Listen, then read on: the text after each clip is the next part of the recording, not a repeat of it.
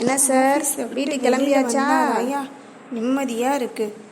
வேலை வேலை வேலைன்னு 1008 வேலையை சொல்கிறாங்க. ஒரு வேலை முடித்து அடுத்த வேலை பண்ணுறக்குள்ளாட்டியும் இதை பண்ண அதை பண்ண இப்படி அப்படின்னு அப்பப்பப்பா முடியல. வீட்டுக்கு போய் ராணி கையால் ஒரு காஃபி குடித்தா மட்டும்தான் நிம்மதியாக இருக்கும். சரி சார், சரி கிளம்பியாச்சு சார். வேலை வேலை வீட்டிலேயே இது பண்ணியே நடந்தே போகணுமா என்னன்னு பார்க்குறேன். கொஞ்சம் ரெஸ்ட் எடுக்கணும். பஸ் வருதா என்னன்னு பார்க்கணும். பொங்கலுக்கு ட்ரெஸ் எல்லாம் எடுத்தாச்சாயா? வீட்டில் பிள்ளைங்களுக்கு எல்லாத்துக்கும் எடுத்துட்டியா? உங்கள் வீடு இங்கே பக்கத்தில் தானே, தூரம் போகணுமாயா? எப்படி நடந்தே போவியா இல்லை பஸ்ஸில் போவியா? அதெல்லாம் என் பொண்டாட்டியை எடுத்துருவாயா. அவளுக்கு என்ன, காசை கொண்டு போய் நம்ம கொடுத்தோம்னா அவளுக்கு தேவையானது, எனக்கு ஒரு வேஷ்டி சட்டை, என் பிள்ளைங்களுக்கு ட்ரெஸ்ஸு எல்லாம் அவள் எடுத்துருவா.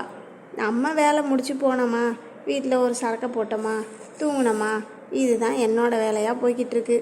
பஸ்ஸு வரும்யா, இங்கேருந்து ஒரு 3 கிலோமீட்டர் இருக்குது எங்கள் வீடு. பஸ்ஸில் போவேன். பஸ்ஸு வரலை அப்படின்னா அப்படியே நடந்து போக வேண்டியதுதான் சார். சரியா பார்த்து போயா. விசேஷ நாள் அதுவும் ஐயா குடிச்சிட்டுலாம் இருக்க போகிற. நல்லா போய் பொங்கல் பிள்ளைங்களோட வீட்டில் நல்லா கொண்டாடியா. பார்த்து பத்திரமா போயிட்டு வாயா. ஹாப்பி பொங்கல்.